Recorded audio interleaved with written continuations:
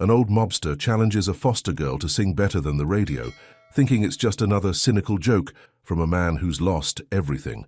But when she opens her mouth and begins to sing, his glass shatters on the ground, because the song she chose is the one hymn his dead wife sang every single day. This isn't just any retired criminal.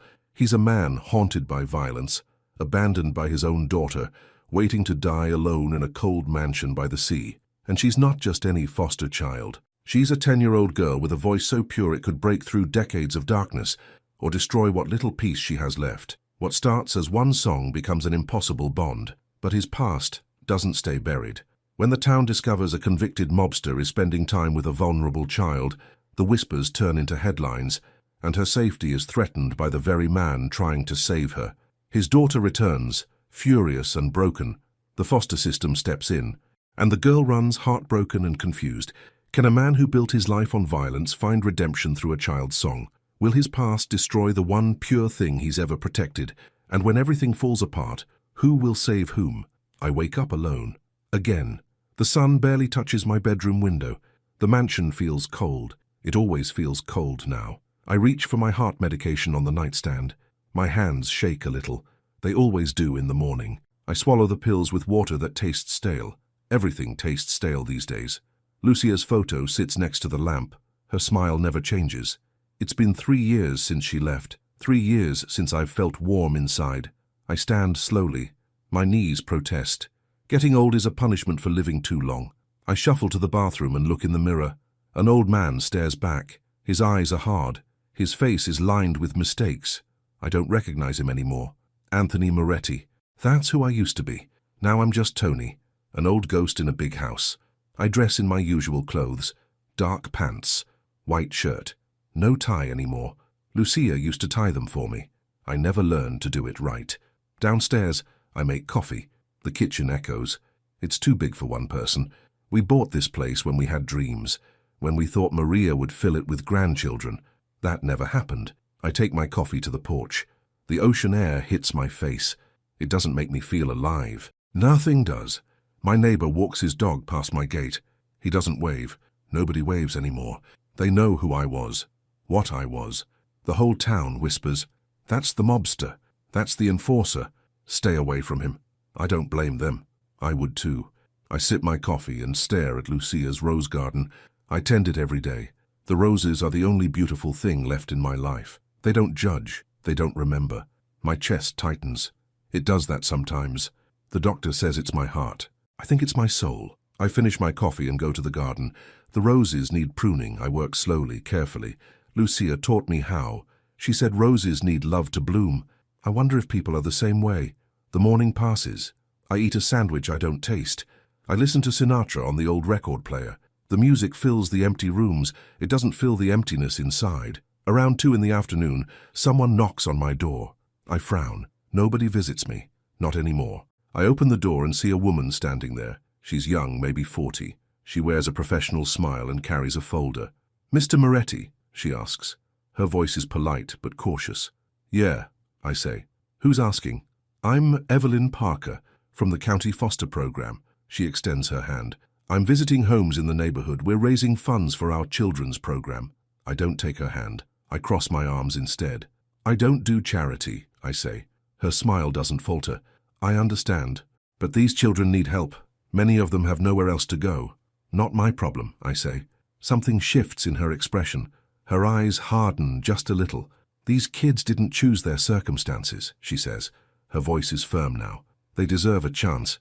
I feel irritated. Who is she to judge me? "Lady, I got my own problems," I say. "I don't need yours too." "Everyone has problems, Mr. Moretti." She looks at me directly. "But some people still find room to care." Her words sting. I don't show it. "Good luck with that," I say and start to close the door. "Thank you for your time," she says.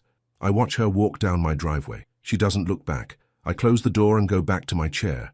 My chest tightens again. This time it feels different, like guilt. I push the feeling away. I've been pushing feelings away for years. An hour later, I hear something. Singing. I walk to the window and look out. A small figure stands near my gate. A young girl. She's black, maybe 10 years old. She wears worn clothes and scuffed shoes. She sings to herself quietly. like she's afraid someone will hear. But I hear her. My breath catches. Her voice is pure, clear.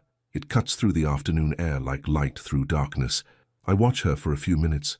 She doesn't notice me, she just sings and waits. A van pulls up. Evelyn gets out and waves to the girl. They talk for a moment. Then they drive away. The singing stops. The silence stretches around me. It feels heavier now, like something was taken from my house that I didn't know I needed. I stand at the window for a long time. The sun starts to set. The sky turns orange and pink. Lucia used to love sunsets. I wonder what she would say about that girl. About her voice. I know what she'd say. She'd tell me to do something, to help. But I don't help people. Not anymore. I destroy things. It's all I've ever been good at. The next afternoon I sit on my porch. I tell myself I'm just getting fresh air, I'm not waiting for anything. But I look toward the gate. More than once. Around 3 o'clock the van pulls up. Evelyn gets out. The girl is with her. They walk toward my house. I sit up straighter. I don't know why. "Mr. Moretti," Evelyn calls. Her voice is professional again. "Do you have a moment?" "Depends," I say. "You here to guilt me again?" She smiles slightly. "No, Maya wanted to give you something." The girl, Maya, steps forward. She holds a small bag. Her hands are small, nervous. "These are for you," she says.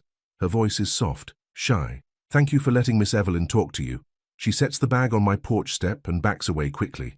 I look at the bag, then at her. "What is it?" I ask. "Cookies," Maya says.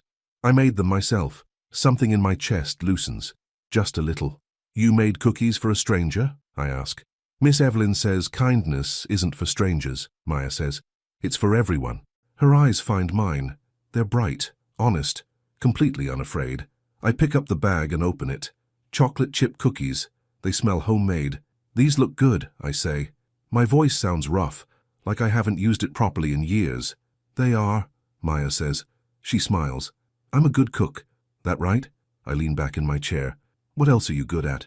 "Singing," she says immediately. "I love to sing." "I heard you yesterday," I say before I can stop myself. Her eyes widen. "You did?" "Yeah." I clear my throat. "You were singing at the gate. Did I sound okay?" she asks. Her voice is hopeful, eager. "You sounded—" I pause. I don't know how to say it. "You sounded good. Thank you," she says. Her whole face lights up. Evelyn watches us. Her expression is careful, measured. "Maya loves music," she says. "She sings in the church choir." "Is that so?" I look at the girl again. "What kind of songs?" "Hymns mostly," Maya says. "Amazing Grace is my favorite." My breath catches Lucia's favorite, the hymn they played at her funeral. My hands tighten on the chair arms. I try to keep my face neutral. "That's a good song," I manage to say. "Would you like to hear it?" Maya asks. "Maya," Evelyn says quickly, "we should go." But something in me breaks, or opens. I'm not sure which. "No," I say. "Stay, just for a minute." Evelyn's eyes narrow slightly. She's protective, smart. I don't blame her. "It's okay," I say. "I'm harmless." "We'll see," Evelyn says quietly. Maya doesn't seem worried. She steps closer to the porch. She closes her eyes, and then she sings. "Amazing Grace, how sweet the sound." Her voice fills the air. It's not loud. It doesn't need to be. It carries weight, emotion, truth. That saved a wretch like me. My throat tightens. My eyes burn. I grip the chair harder. I once was lost, but now am found. Lucia used to sing this song, in the kitchen while cooking, in the car on Sunday drives, in the hospital bed before she died. I was blind, but now I see. Maya's voice holds the last note. It hangs in the air, perfect, pure. Then silence. I realize I'm crying. Tears run down my face. I don't wipe them away. Maya opens her eyes and looks at me, concerned. "Are you okay?" she asks. I nod. I can't speak. "He's fine," Evelyn says gently. She touches Maya's shoulder. "We should go now." "Okay," Maya says, but she keeps looking at me. "Did you like it?" "Yeah," I whisper. "Yeah, kid, I liked it." She smiles. "Good. Maybe I can sing for you again sometime." They walk back to the van. I watch them leave. When they're gone, I sit in my chair and cry. Really cry. For the first time since Lucia died, the cookies sit beside me, untouched. I don't deserve kindness. I don't deserve that voice, that light. But for one moment I felt something I thought was dead. Hope. That night I sit in Lucia's chair, the one by the fireplace. I haven't sat in it since she died. I hold Maya's cookies in my lap. I eat one. It's good, really good. The house feels different, less empty, like a door opened somewhere. I look at Lucia's photo on the mantel. What are you trying to tell me? I ask out loud. The photo doesn't answer, but I hear her voice in my memory, clear as day. When someone needs you, you help them. I used to ignore that voice. For years, decades. Now I'm listening. I eat another cookie. I think about Maya's song, her smile, her unafraid eyes. She doesn't know who I am, what I've done. The blood on my hands. She just sees an old man, someone worth singing for. I feel something shift in my chest. Not pain this time. Something else. Purpose, maybe. The next morning I wake up early. I don't know why. My body just does it. I make coffee and sit on the porch. I tell myself I'm not waiting again, but I am. Around 9, the van pulls up. Evelyn gets out alone. She walks to my porch. "Mr. Moretti," she says. "Do you have a minute?" "Sure," I say. "More cookies?" She smiles slightly. "No, a question." "Shoot. Why did you cry yesterday?" Her voice is direct. Not unkind, just honest. I consider lying. I'm good at lying. Years of practice. But something stops me. "That hymn," I say. "My wife loved it. She's dead now." Evelyn's expression softens. "I'm sorry." "Yeah," I say. "Me too." "Maya has that effect on people," Evelyn says. Her voice carries something special. "No kidding," I mutter. Evelyn sits on my porch step uninvited. She looks tired, like she carries the world. "Can I be honest with you?" she asks. "Seems like you're gonna be anyway," I say. She almost smiles. "Fair. Here's the truth. Maya needs stability. She's been in 4 foster homes in 4 years. None of them worked out. Why? I ask. "Different reasons," Evelyn says. "Some families couldn't handle her, others just wanted the check. She deserves better." "Everyone deserves better," I say. "Doesn't mean they get it." "No," Evelyn agrees, "but sometimes they do. Sometimes the right people show up." She stands and looks at me directly. "You could sponsor her music lessons," she says. "Anonymously. No contact necessary." I frown. "Why would I do that?" "Because you can," she says simply. "And because she moved you. I saw it." My chest tightens. She's right. She saw it. "I'll think about it," I say. "Good," Evelyn says. "That's all I ask." She leaves. I sit there thinking. I could help. Quietly. From a distance. But part of me wants more. Wants to hear that voice again. Wants to feel less alone. That's selfish. Dangerous even. But I can't shake the feeling. Sunday morning comes. I wake up and do something I haven't done in years. I go to church. St. Michael's is a small stone building on Main Street. Lucia and I used to go every week, before things got bad, before the life caught up with me. I slip in during the opening hymn. I sit in the very back pew. Nobody notices me. The choir sings up front. Children's voices fill the sanctuary. Sweet, innocent. Then I hear it. That voice. Maya's voice, rising above the others. My eyes find her. She stands in the front row, small, bright, completely at home. She sings like she was born for it. Father Daniel stands at the pulpit. He's older now, grey hair, kind eyes. He remembers me. I see the recognition. After the service, people file out. I wait until the church empties. Then I stand. "Tony Moretti," a voice says behind me. I turn. Father Daniels walks down the aisle. "Father," I say. My voice is cautious. "It's been a long time," he says. "I'm glad you're here." "Just visiting," I say. "Visiting is how it starts," Father Daniels says. He smiles. "Lucia would be happy to see you here." Her name makes my throat tight. "Yeah, maybe." "The girl has quite a voice," Father Daniels says. "Maya Thompson. She's special." "I noticed," I say. "She could use a mentor," Father Daniels says carefully. "Someone to encourage her gift." I look at him. "You know what I am, what I was." "I know what you were," Father Daniels says. "I don't know what you are now. That's up to you." He pats my shoulder and walks away. I stand in the empty church. Sunlight streams through the stained glass.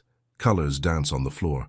Lucia loved this place. She believed in second chances, fresh starts, redemption. I never did, but maybe she was right. Monday morning I make a call. I track down a piano teacher, Mrs. Chen. She's patient and kind. Recommended by the church. I arrange for lessons. I pay in advance, cash, anonymous donor. Then I call a piano store. I buy an old upright. Nothing fancy, but it works. It sounds good. The delivery men bring it Tuesday afternoon. They set it up in the parlor, the room Lucia used for reading. I sit at the bench and press a key. The note rings out. Clear. True. The house doesn't feel so quiet anymore. That evening, Evelyn calls. I gave her my number last week, just in case. Mr. Moretti, she says, I have surprising news. Yeah? An anonymous donor set up music lessons for Maya, she says, and they're sending her to a wonderful teacher.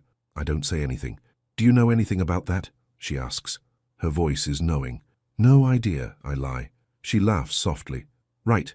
Well, Maya is thrilled. She starts next week. Good, I say. She deserves it. She does, Evelyn says. And so do you. What do you mean? A chance, she says simply. To do something right. We hang up. I sit in the parlor with the piano. I run my hand over the keys. Lucia would love this. She always wanted a piano. I never got her one. Too busy.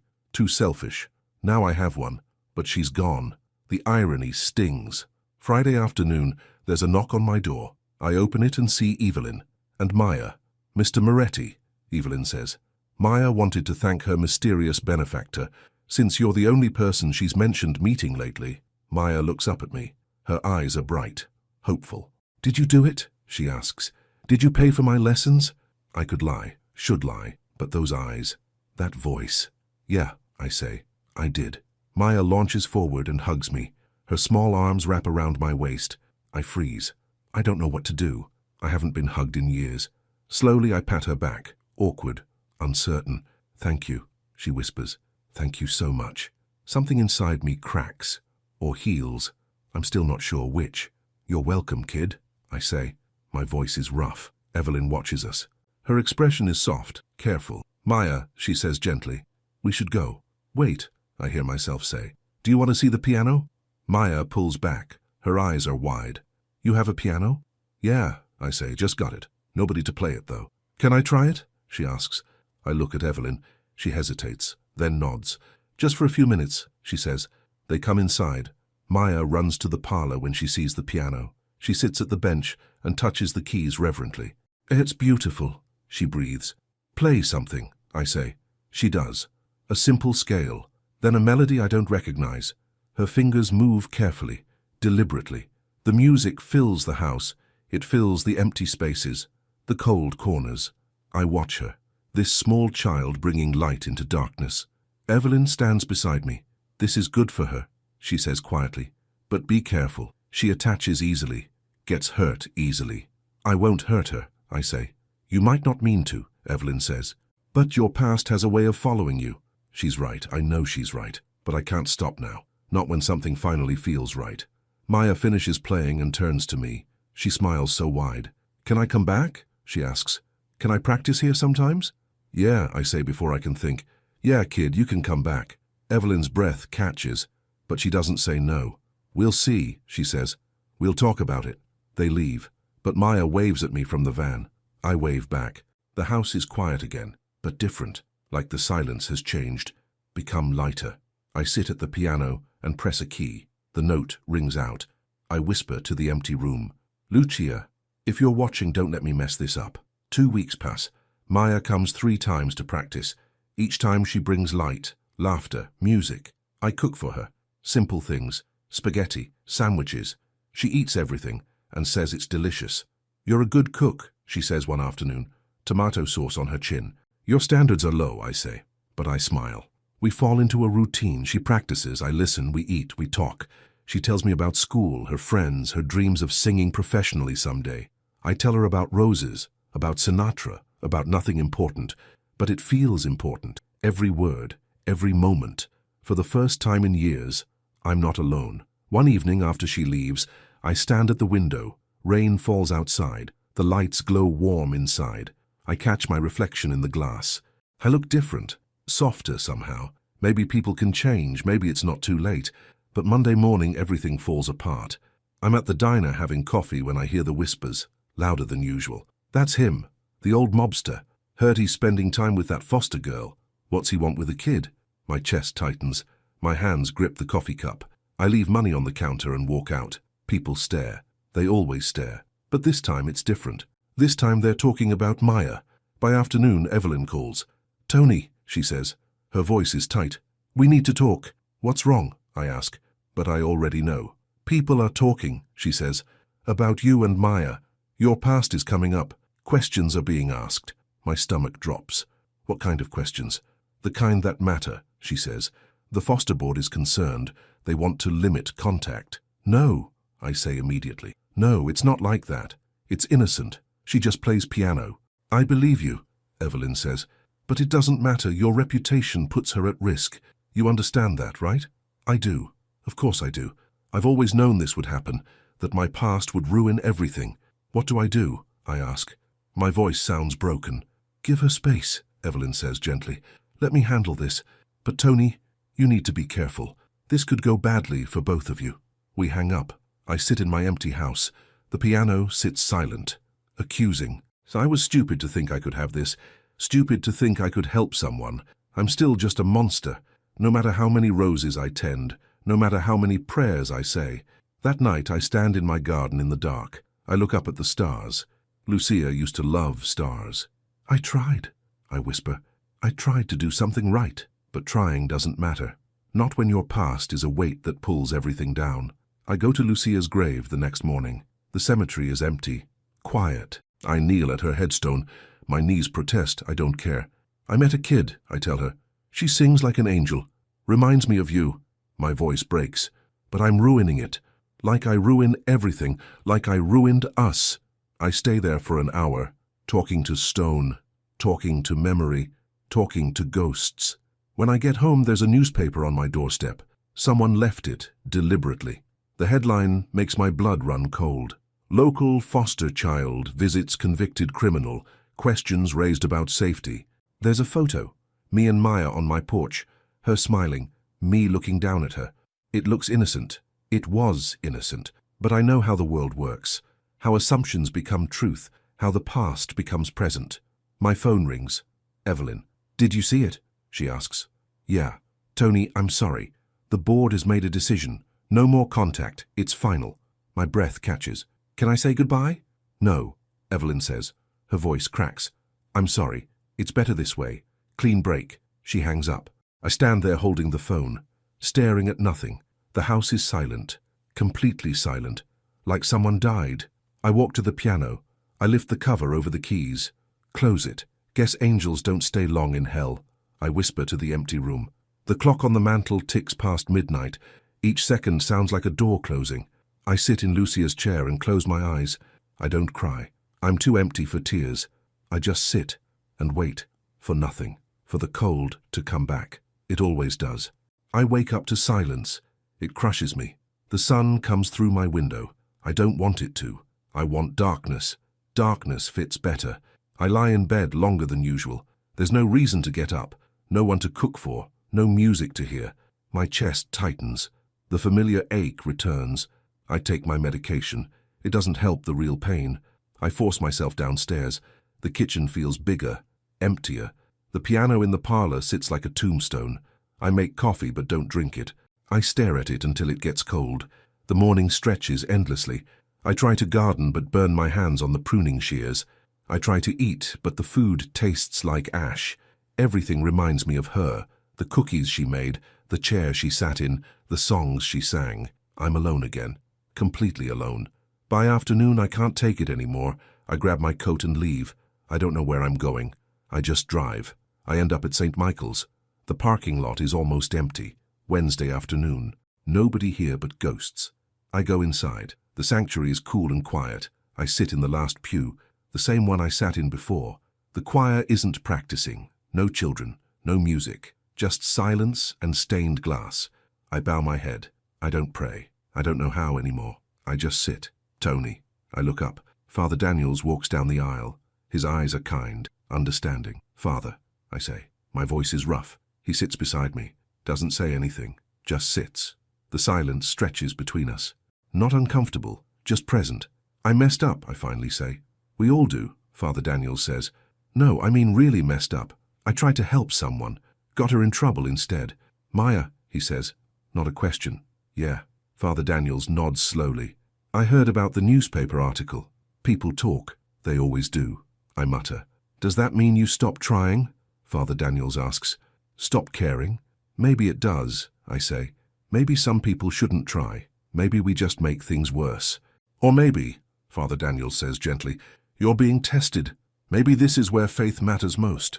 I laugh bitterly. Faith? I don't have faith, Father. I have guilt, regret. That's all.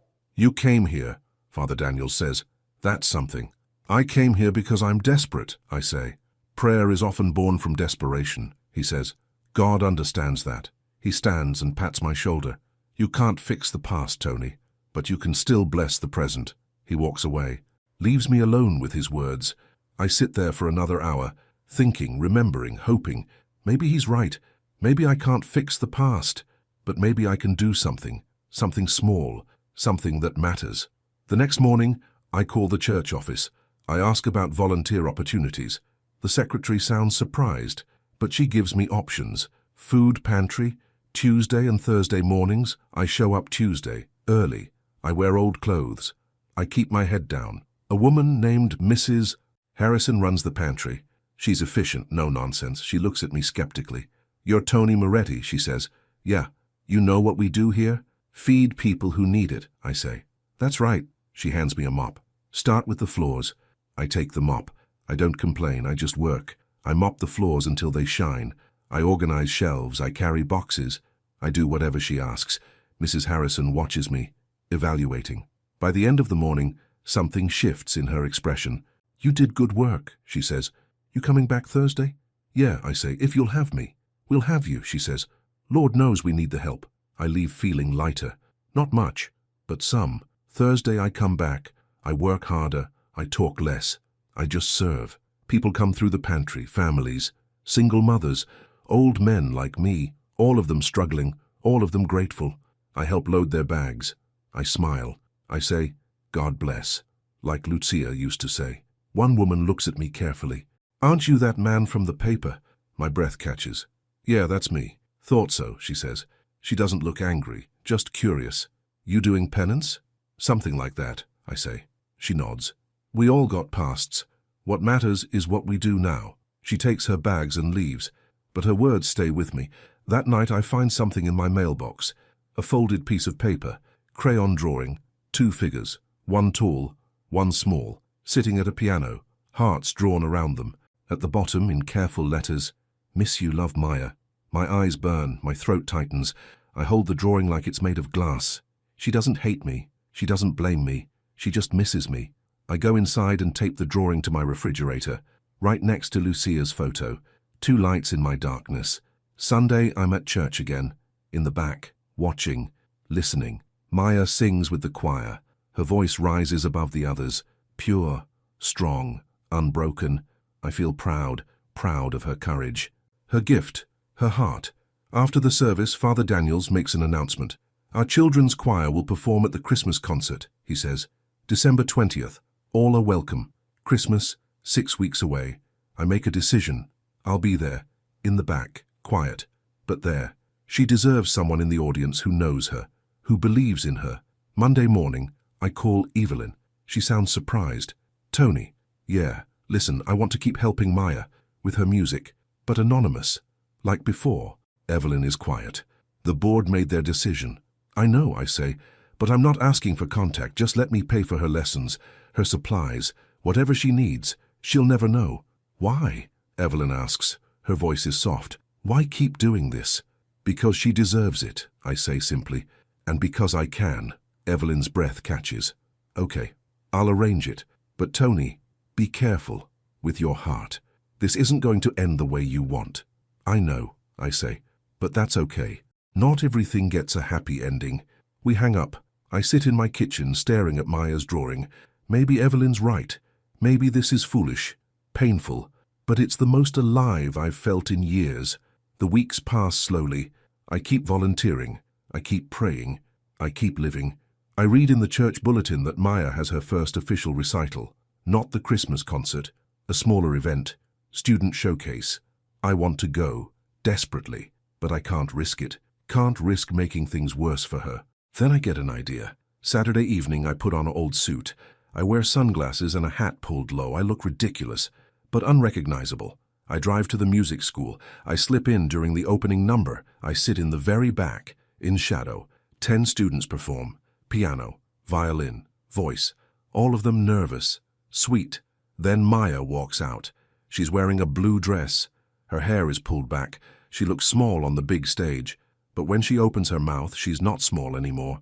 She sings Somewhere Over the Rainbow. Her voice fills the auditorium, clear, hopeful, perfect. My eyes burn. I grip the seat in front of me. Other people in the audience whisper, "Who is that? She's incredible. What a voice." She finishes. The audience erupts in applause. She bows. Shy but pleased. I stand in the back, clapping, tears running down my face behind my sunglasses. "That's my girl," I whisper. "That's my girl." I leave before the lights come up, before anyone can see me. I drive home in the dark, feeling full, feeling blessed. Maybe I can't be in her life, but I can witness it, I can celebrate it. That has to be enough. 2 weeks later, the gossip starts again. I hear it at the food pantry, at church, in town. That foster girl, the one the mobster likes. Kids at school are calling her names. My chest tightens. My hands clench. This is my fault, my past, poisoning her present. I call Evelyn that night. "Is it true?" I ask. "Are kids bothering her?" Evelyn sighs. "Yes, some kids heard their parents talking. They're calling her mob girl. It's cruel." "What can I do?" My voice breaks. "How do I fix this?" "You can't," Evelyn says gently. "Not directly. But Maya is strong. She'll get through it. She shouldn't have to," I say. "This is because of me. It's because people are cruel," Evelyn says. "That's not your fault. But it feels like my fault. Everything does. That night, I can't sleep. I pace my house. Angry, helpless. The next morning, there's another envelope in my mailbox. Maya's handwriting. I open it with shaking hands. The letter is short, simple, written in careful cursive. "Dear Mr. Tony, kids at school are mean sometimes. They say things about you, bad things. Miss Evelyn told me about your past. She said you used to hurt people. She said you did bad things. I was sad when I heard, but then I thought about something. You were nice to me. You gave me music lessons. You let me play your piano. You made me spaghetti. Those are good things. I don't care who you were. I know who you are. You are my friend. I miss you. Love, Maya." I read it 3 times, then 4, then I lose count. I sit at my kitchen table and cry, really cry. The kind of crying that shakes your whole body. She knows. She knows everything. And she doesn't care. She sees me. Not the monster. Not the past. Just me. I fold the letter carefully. I put it in my wallet. Close to my heart. Maybe I don't deserve her forgiveness, but I'm grateful for it anyway. Sunday after church, I wait in the parking lot. When Father Daniels comes out, I approach him. "Father, can I talk to you?" "Of course, Tony." We sit on a bench outside the church. The November air is cold. I don't feel it. "I want to help the church," I say. "Publicly. Not hiding anymore." Father Daniels looks at me carefully. "Why the change?" "Because hiding doesn't help anyone," I say. "Maybe if people see me doing good, they'll stop talking about the bad. Maybe Maya will stop getting hurt." "It might not work," Father Daniels says. "People hold grudges." "I know," I say. "But I have to try." He nods slowly. "We're renovating the choir hall. We could use volunteers." "I'm in," I say. Monday morning I show up at the church with work gloves. A dozen other volunteers are there. They stare at me, whisper. I ignore them. I just work. I paint walls. I fix broken pews. I replace light bulbs. I do whatever needs doing. By the end of the week, some people warm up. They talk to me, ask questions. "Why are you doing this?" a woman asks. "Trying to make things right," I say honestly. "Little late for that," a man mutters. "Yeah," I agree, but better late than never. The following Sunday, Father Daniels invites me to speak at the community meeting after service. My stomach drops. "Father, I don't think you wanted to help publicly," he says. "This is how." I feel sick, but I agree. That afternoon, 30 people gather in the church hall. They look at me with suspicion, curiosity, judgment. I stand at the front. My hands shake. My voice is rough. "My name is Anthony Moretti," I say. "Most of you know me, or know of me." Silence. Heavy. Waiting. "I did bad things," I continue. "Hurt people. Broke laws. Ruined lives. I went to prison. Did my time. Thought that was enough." I pause. Breathe. But it wasn't, because my past followed me. Still follows me. Hurts people I care about. I think of Maya. My voice strengthens. I can't change what I did. Can't undo the damage. But I can try to do better now. Be better now. That's all I got. I sit down. My heart pounds. For a moment, no one speaks. Then Mrs. Harrison from the food pantry stands. I've worked with Tony for weeks. He shows up, works hard, doesn't complain. Actions matter more than words. Another person stands, then another. Some defend me, some question me, some just listen. By the end, there's no consensus, no forgiveness, just acknowledgement. It's a start. That evening I'm home when I hear a knock. I open the door. Maya stands there, alone. My breath catches. Maya, where's Evelyn? She's in the car, Maya says. I begged her to bring me, just for a minute. I look past her. Evelyn sits in the van, watching, wary. Okay, I say. What's up, kid? I heard you talked at church today, Maya says. Her eyes are bright. People are saying you told the truth, that you apologized. Yeah, I say, I did. That was brave, she says. Nah, just necessary. Can we play piano again? She asks. Her voice is hopeful. Just once. I miss it. I look at Evelyn. She nods slightly. Permission. Yeah, I say. Come on in. Maya rushes to the piano. She sits at the bench and plays a new piece. Something beautiful, complicated. I listen. I watch her fingers move. Her face concentrates. Her whole body engaged. When she finishes, I clap. You're getting really good. Mrs. Chen says I have potential, Maya says proudly. Mrs. Chen is right. We sit together at the piano bench. Not playing, just sitting. Mr. Tony? Maya says quietly. Yeah? Can I hug you? My throat tightens. Yeah, kid. You can hug me. She wraps her arms around me. I hold her carefully, like she's made of light.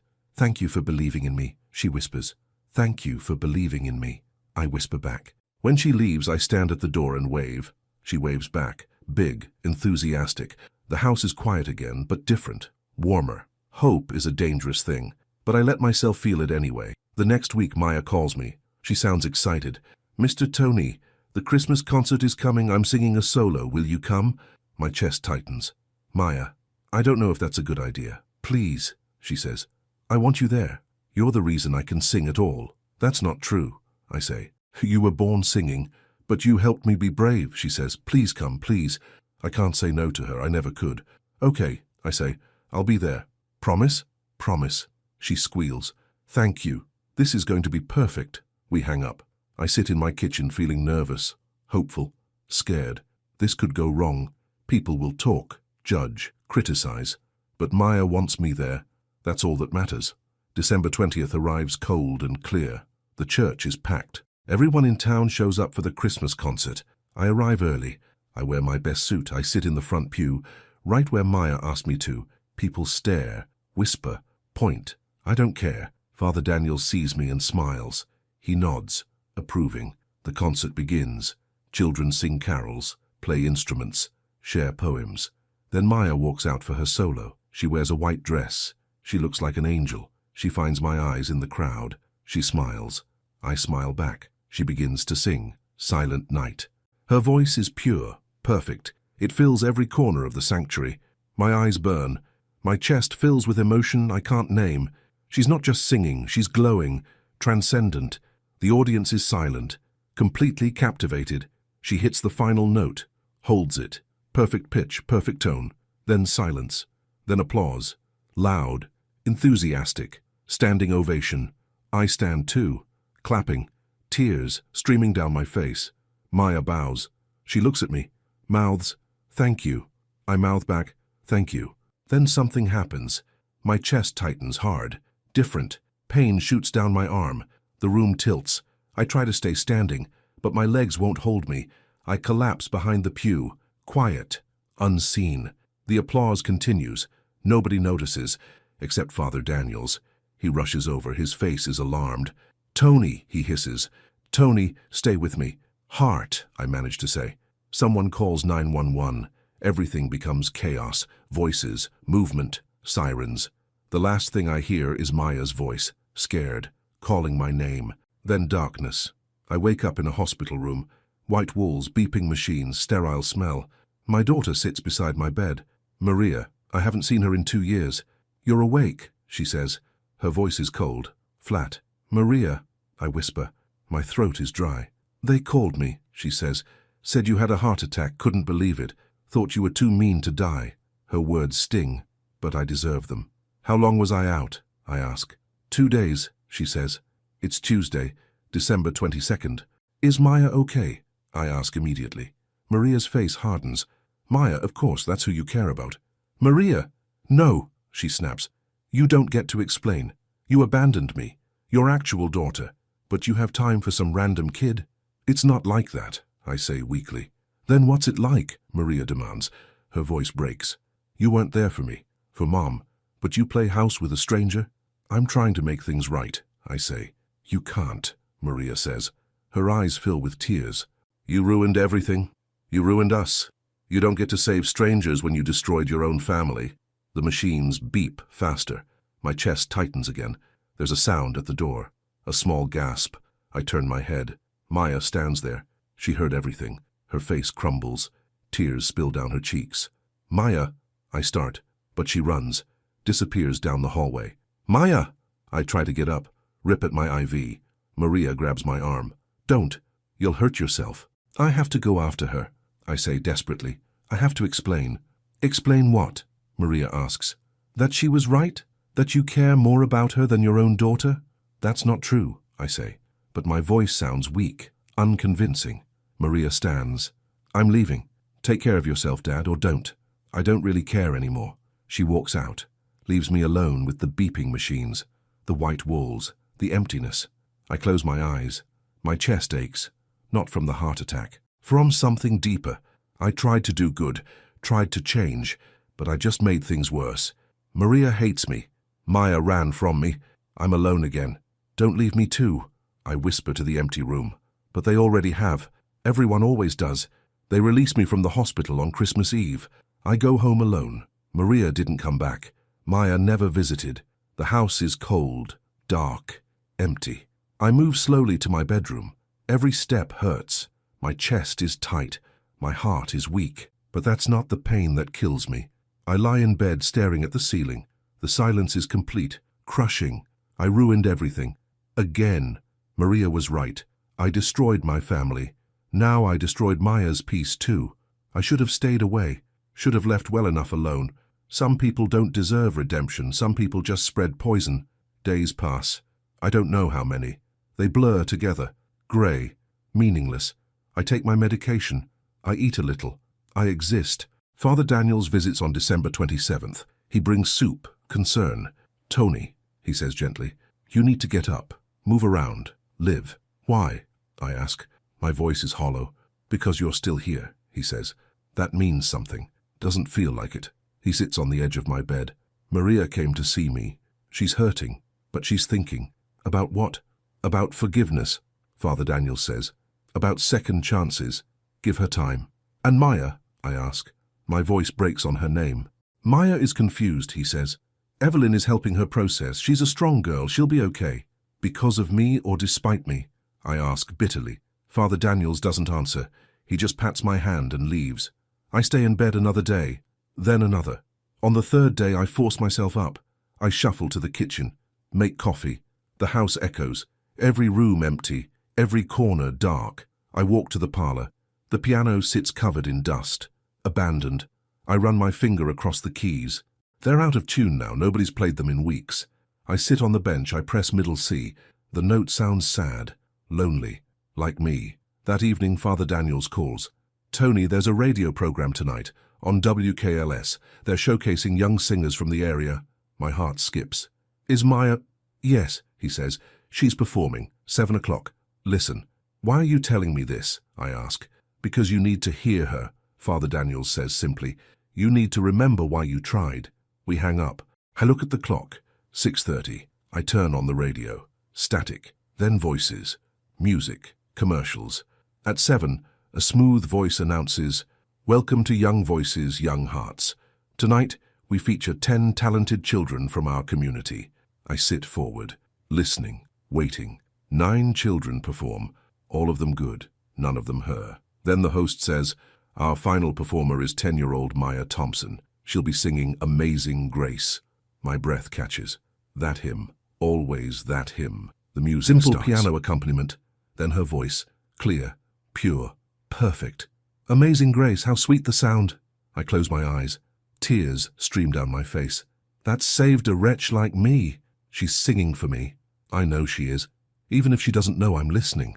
I once was lost, but now am found. Found, yes, she found me. In my darkness, in my isolation. Was blind, but now I see. The song ends. The host's voice returns. That was Maya Thompson, folks. Incredible talent. She'll be performing tonight at St. Michael's Church. Special New Year's Eve service. All are welcome. St. Michael's. Tonight. I look at the clock. 7:15. Service starts at 8. I should stay home. I should leave her alone. I'm not good for her, but something in me breaks. Or mends. I can't tell which. I need to see her. One more time. Need to tell her I'm sorry. That she deserves better. That I love her. I grab my coat. My keys. The night is dark. Rain falls hard. The doctor said no driving. No stress. Rest. But I don't care. This matters more than doctors. More than rest. More than living. I get in my car. My hands shake on the wheel. My chest is tight. The rain pounds the windshield. The roads are slick, dangerous. I drive anyway. Halfway there, I start coughing, hard, painful. My chest burns. The car swerves. I grip the wheel tighter, force it straight. Come on, I mutter, just a little further. The rain gets worse. Visibility drops. I can barely see, but I keep going. For her, for Maya, for one last chance. St. Michael's appears through the rain. The parking lot is full, people hurrying inside. I park crookedly. My hands won't work right. I stumble out of the car. The rain soaks me instantly. I'm drenched, shivering, but I walk toward the church, one step, then another. The doors glow with light. Warm, inviting, safe. I push through them. Water drips from my coat. People stare. The service has started. Candles flicker. The choir stands at the front, and there she is, Maya, in her white dress, holding sheet music. She hasn't seen me yet. I slip into the back pew, quiet, invisible. Father Daniels is speaking. Tonight we celebrate new beginnings, fresh starts, the grace that saves us all. Grace. Yes, that's what Maya gave me. Grace I didn't deserve. The choir begins to sing. Christmas carols. Beautiful, hopeful. Then Maya steps forward for her solo. The same hymn from the radio. She closes her eyes, opens her mouth, sings. Amazing grace, how sweet the sound. Her voice fills the sanctuary, echoes off the stone walls, reaches into every heart, including mine. That saved a wretch like me. I stand. I can't help it. I have to stand. I once was lost, but now am found. She opens her eyes, mid-song, and sees me. She falters, just for a second. Her voice wavers. Our eyes find each other, across the distance, across the pain. Was blind, but now I see. She finishes strong, perfect. The note hangs in the air. Then silence. Then I start clapping. Alone. In the back. Slow, steady. The congregation turns. They see me. Soaked. Shaking. Crying. But I don't stop clapping. You passed the test, kid. I call out. My voice is hoarse, raw. You're family now. The church erupts. Some people clap. Others murmur, confused, moved. Maya's face crumples. She drops her music, runs down the aisle, straight to me. She crashes into me. Her arms wrap around my waist. She sobs into my wet coat. I'm sorry, she cries. I'm sorry I ran. I'm sorry. No, I say. I hold her tight. I'm sorry. I'm sorry I hurt you. Sorry I hurt everyone. I don't care, she sobs. I don't care about any of it. I just want you. My chest tightens. But not from pain, from love. I want you too, kid, I whisper. More than anything. We stand there, holding each other, while the church watches, while the candles flicker. Father Daniels approaches. His eyes are wet. Tony, Maya. Come sit down, please. We do, together, in the front pew. The service continues, but I don't hear it. I just hold Maya's hand, feel her warmth, her forgiveness. She leans against me, whispers, "Don't leave me again. Never, I promise. Never again." After the service, people approach us. Some smile, some frown, all of them curious. Evelyn appears. She looks torn, concerned, but not angry. "Tony," she says, "you shouldn't have driven. Your heart." "My heart is fine," I say. "It's full." She smiles slightly. "We need to talk about arrangements, about what happens next. I want to adopt her," I say immediately. "Officially, legally." Maya gasps. "Really? Really?" I say. I look at Evelyn. "If that's possible, if you'll allow it." Evelyn is quiet, thinking, evaluating. "There are steps," she says finally. "Background checks, home visits, It's not simple. I know, I say, but I'll do whatever it takes. She's my family. She's all I have. What about Maria? A voice says behind me. I turn. Maria stands there. Her face is unreadable. My heart sinks. Maria, what about me? She asks again. Am I still your family? Or did you replace me? Maya pulls away from me slightly, uncertain. You were never replaced, I say. My voice is firm. You're my daughter. You'll always be my daughter. Then why does it feel like you love her more? Maria's voice breaks. The church has emptied. It's just us now.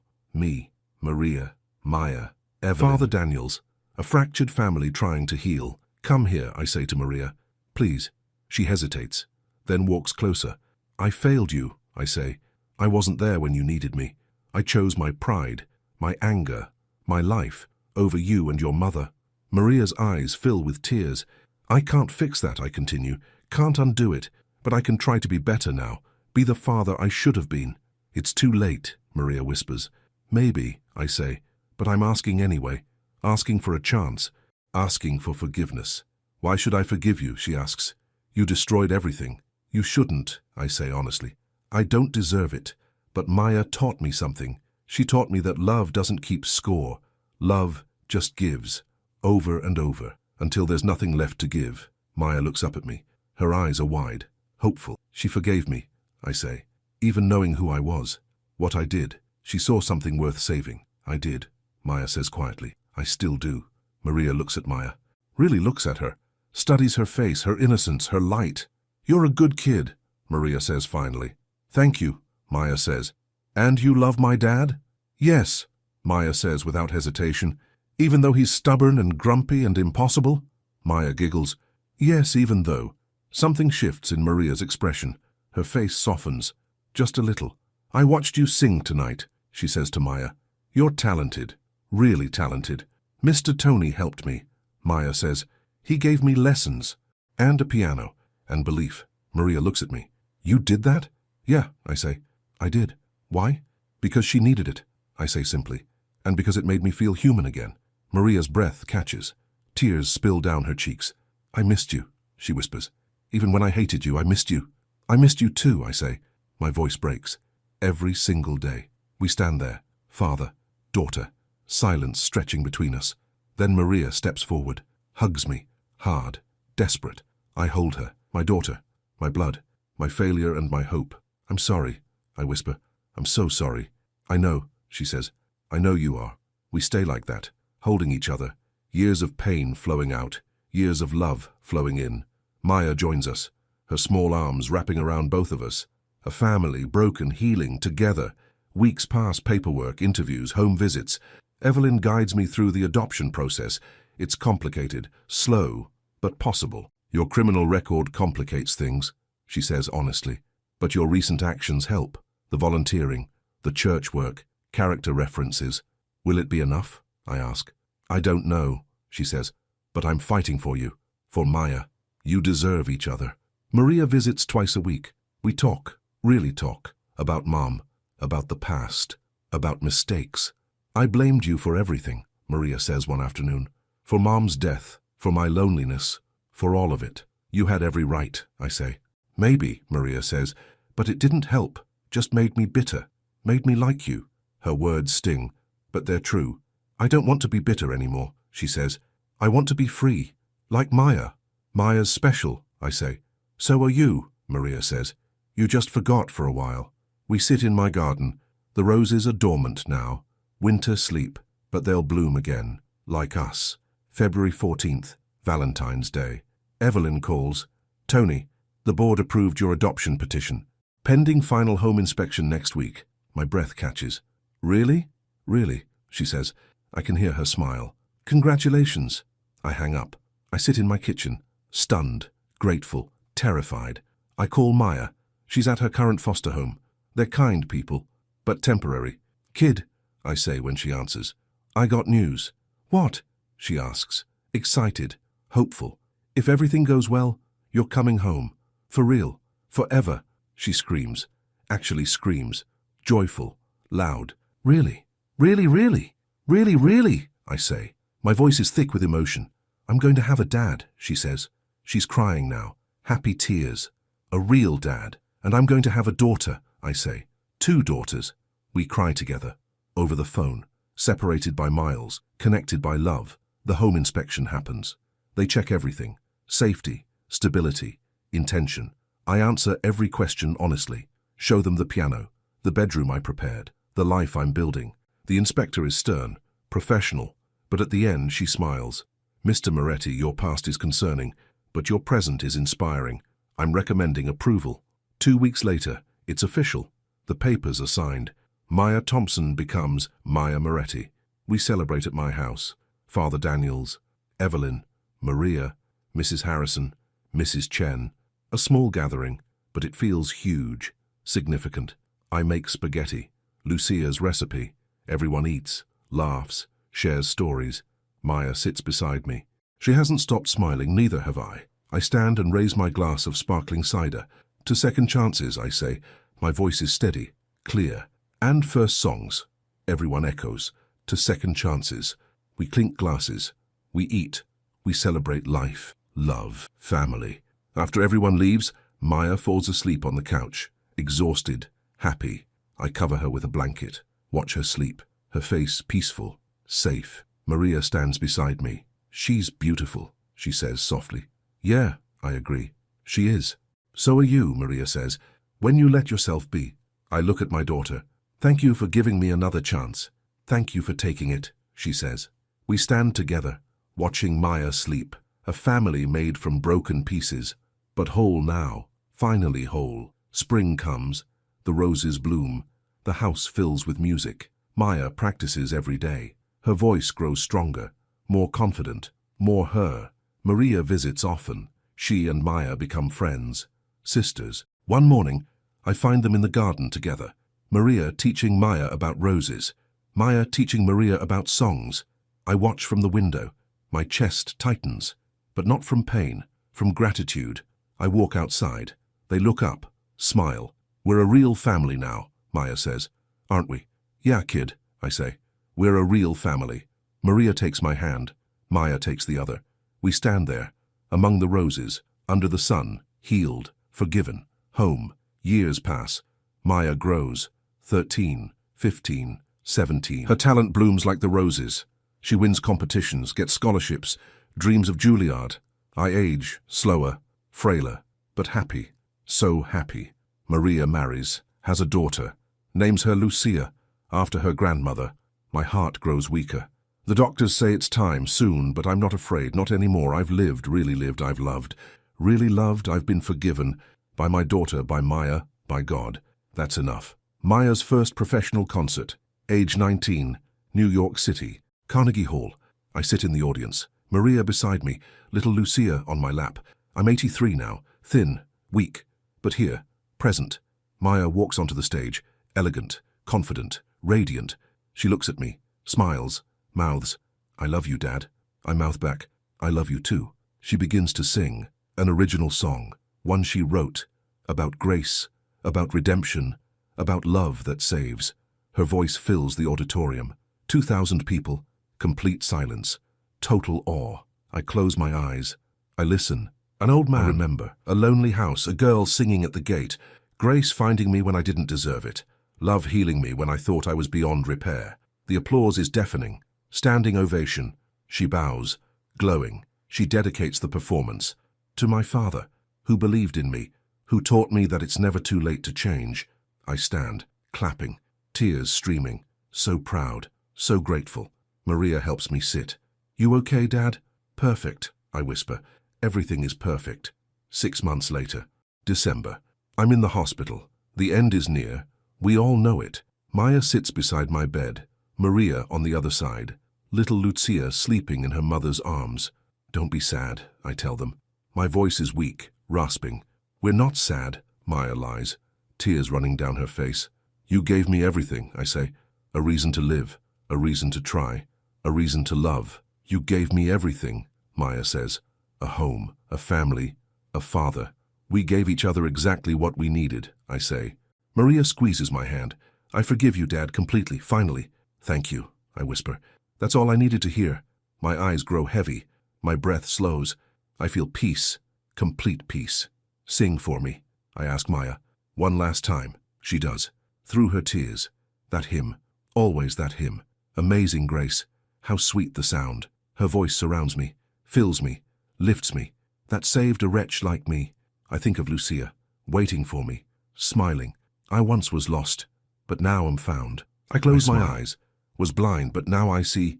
The last note fades, the world fades, but love remains, always, forever. Love remains.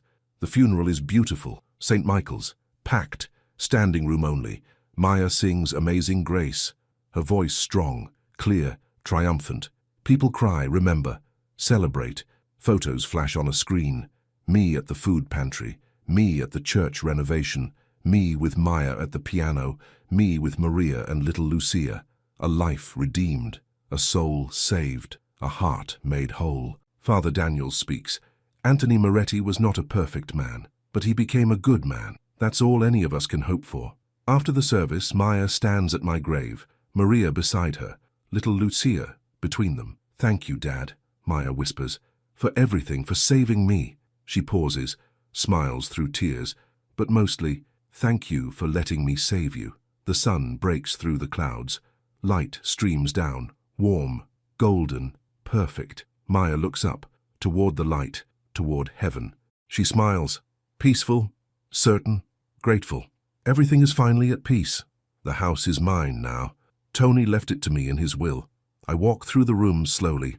Everything reminds me of him. The chair where he sat, the kitchen where he cooked, the piano where we played. I'm 20 years old now, 6 months since he died, 6 months of learning to breathe without him. Maria helped me move in last week. She said it's what he would have wanted, that the house needed music again, needed life. I sit at the piano. My fingers rest on the keys. I haven't played since the funeral, haven't sung much either. The silence feels wrong. This house was made for music. I press middle C. The note sounds clear, true, like him. I begin to play, slowly at first, then stronger. A song he loved, Sinatra, My Way. My voice joins the music, soft, hesitant, then growing. The house fills with sound, with memory, with love. When I finish, I feel lighter, like he's here, listening. I miss you, smiling. Dad, I whisper to the empty room. The afternoon sun streams through the window, warm, golden, like an answer. 6 months later, spring arrives again. The roses bloom wild and beautiful. I tend them every morning, just like he taught me. Maria visits on Saturdays. She brings little Lucia. We bake cookies, we sing songs, we remember. You look happy, Maria says one afternoon. We're sitting on the porch, watching Lucia chase butterflies. I am, I say, most days. He'd be proud of you, Maria says. Everything you've become. I got accepted to Juilliard, full scholarship. I start in the fall, but I'm not leaving yet. Not until I do something first, something important. I've been thinking, I say to Maria, about the house, about what it meant to Dad. What do you mean, she asks. It saved him, I say. Having someone to care for, someone to love. It gave him purpose. Maria nods slowly. It did. I want to do the same thing, I say. I want to foster kids. Give them what he gave me. Maria's eyes widen. Maya, that's beautiful, but you're so young. I'm 20, I say. Same age Mom was when she had you. And I have this big house, this piano, this love. You'd still go to Juilliard? Maria asks. Yes, I say, but I'd come home every break, every summer. I'd make this house a home for kids who need it. Maria's eyes fill with tears. He would love that. He would absolutely love that. I know, I say. That's why I have to do it. I call Evelyn that evening. She's retired now, but she still cares, still helps. Evelyn, it's Maya. Maya, how are you, sweetheart? Good, I say. I have a question. About fostering. She's quiet for a moment. You want to foster? Yes, I say. In Tony's house. In his memory. Evelyn's breath catches. Oh, Maya, that's perfect. Can you help me? I ask. Guide me through it? Of course, she says. Of course I will. We talk for an hour. About requirements. Training, home visits. It's complicated, but possible, just like it was for Tony. You're doing a good thing, Evelyn says before we hang up. A very good thing. I'm doing what he taught me, I say. Passing on grace. The training takes months. Classes, certifications, background checks, home inspections. But I'm approved by August, right before I leave for school. Father Daniels helps me set up a second bedroom. We paint it yellow, bright, welcoming. Your father would be so proud, he says. His voice is thick with emotion. I hope so, I say. I know so, he says. I see him in you, his heart, his courage, his capacity for love. He saved me, I say simply. And now you'll save others, Father Daniels says. That's how grace works. It multiplies. My first foster placement comes in September, after I'm settled at school, during my first break home, a little boy, 7 years old, named Marcus, quiet, scared, hurt. Evelyn brings him to the house. He clutches a worn stuffed bear. He won't make eye contact. Hi, Marcus, I say gently. I'm Maya. Welcome home. He doesn't respond, just stares at the floor. I don't push. I just show him his room, his bed, his space. You're safe here, I tell him. Nobody will hurt you. Nobody will leave you. He looks at me then. His eyes are old, too old for 7. Promise, he whispers. Promise, I say. That night, I make spaghetti, Tony's recipe, the one he made for me. Marcus eats 3 helpings. He doesn't talk, but he stays close. After dinner, I sit at the piano. Do you like music? I ask. He shrugs, uncertain. I play something soft, simple, peaceful. His shoulders relax, just a little. My dad taught me to play, I say. He saved me, just like I want to save you. Where is he? Marcus asks. His first full sentence. He died, I say honestly. But his love is still here, in this house, in this piano, in me. Marcus is quiet, thinking. Can you teach me? He asks. To play? My throat tightens. Yeah, I can teach you. He smiles, small, brief, but real. I feel Tony's presence, strong, certain, approving. This is right. This is how love continues, how grace multiplies. Months pass. Marcus blooms. He laughs now, plays, sings. He learns piano, slowly, patiently. I teach him like Tony taught me, with love, with belief, with grace. I go back to Juilliard after break, but I call Marcus every night. I come home every weekend I can. Maria helps when I'm gone. She stays with Marcus, cooks for him, loves him. He's family now, Maria says. Just like you became family to Dad. Just like you became family to me, I say. We're building something beautiful, something lasting, something that matters. In February, I bring Marcus to my concert at Juilliard. He sits in the front row with Maria and Lucia. I dedicate my performance to Tony, to the man who taught me grace, who showed me love. When I finish, Marcus stands and claps. Loud, enthusiastic, proud. My heart swells. This is why I sing, why I live, why I love, to pass on what was given to me. Summer comes. Marcus's caseworker visits. She has news. His mother has completed rehab, she says. She wants him back. My stomach drops. When? Next month, she says gently. I know this is hard, but it's what's best for him. I feel crushed, heartbroken, but I understand. Family matters. Blood matters. I tell Marcus that night. We sit on the porch. The roses bloom around us. Your mum is better, I say. She's ready for you to come home. His eyes fill with tears. I don't want to leave you. I know, I say. My voice breaks. I don't want you to leave either. Then let me stay, he begs. I can't, I say. Your mom loves you. She needs you. You belong with her. But I love you, he says. I love you too, I say. So much. And that love doesn't end, even when we're apart. Promise? He whispers. Promise, I say. You can call me anytime. Visit anytime. You're always family, always. We hold each other, crying, grieving, but also grateful. He had a safe place, a loving home, a second chance, just like I did. Marcus leaves in July. His mother picks him up. She's thin but clean. Her eyes are clear, hopeful. Thank you, she tells me. Her voice shakes. For loving him, for keeping him safe. Thank you for trusting me, I say. Marcus hugs me tight. I'll come back and visit, I promise. I'll be here, I say, always. They drive away. I stand in the driveway, waving, crying. Maria comes out and hugs me. You did good, really good. It hurts, I say. Love always does, Maria says, but it's worth it, always worth it. That evening, I sit at Tony's grave. I bring roses from the garden.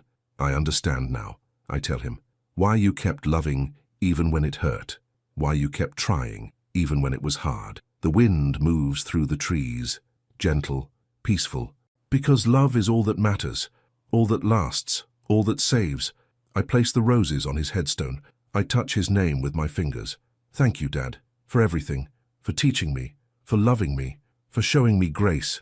I feel his presence, strong, certain, eternal. He's not gone, not really. He lives in every note I sing, every child I help, every life I touch. That's his legacy, that's his song, and I'll keep singing it, forever. 2 years later, I'm 23, graduated from Juilliard, offered contracts, opportunities, dreams, but I come home, to the house, to the piano, to the mission. I've fostered 8 children. Some stayed months, some stayed days. All of them took a piece of my heart, and I gave it freely, gladly, just like Tony did. Today a new child arrives, a girl, 10 years old, named Sophie. She's shy, scared, uncertain, just like I was. Evelyn brings her to the door. Sophie clutches a backpack. She stares at her feet. "Hi, Sophie," I say gently. "I'm Maya, welcome home." She looks up. Her eyes are guarded, hurt. "Do you like music?" I ask. She shrugs. "I guess." "Come with me," I say. "I want to show you something." I lead her to the piano, the same one Tony bought for me, the one that changed my life. "This piano is special," I tell her. "It has magic in it." "Magic?" Sophie asks. Her voice is skeptical but curious. "Yeah," I say. "It saved me once. Maybe it can save you too." I sit at the bench. I pat the space beside me. She sits hesitantly. I play a simple melody, something soft, gentle, safe. Sophie watches my fingers. Her body relaxes slightly. "Want to try?" I ask. She nods. Shy, hopeful. I guide her hand to the keys. She presses one note. It rings out clear. She smiles. Small, brief, but real. My eyes fill with tears. Happy tears. Grateful tears. This is it. This is why I'm here. Why Tony saved me. Why grace matters. To pass it on. To multiply it. To keep the song alive. That evening, after Sophie goes to bed, I sit on the porch. The stars fill the sky. Beautiful, infinite. Maria calls. "How's the new placement?" "Good," I say. She's sweet. Scared. "But there's hope." "There's always hope," Maria says. "You taught me that." "Tony taught us both," I say. "Yes," Maria agrees. "He did." We're quiet for a moment. Comfortable. Connected. "I'm proud of you, Maya," Maria says. "So proud." "I'm proud of us," I say. "We became family, despite everything. Because of everything. Because of Dad," Maria says. "Because of love," I correct gently. We hang up. I sit in the darkness, listening to the ocean, feeling the breeze. Inside, Sophie sleeps, safe, protected, loved. The house glows with warm light. Music waits in the piano. Grace fills every corner. This is home. This is family. This is everything Tony dreamed of, and I get to live it. Every single day, I look up at the stars.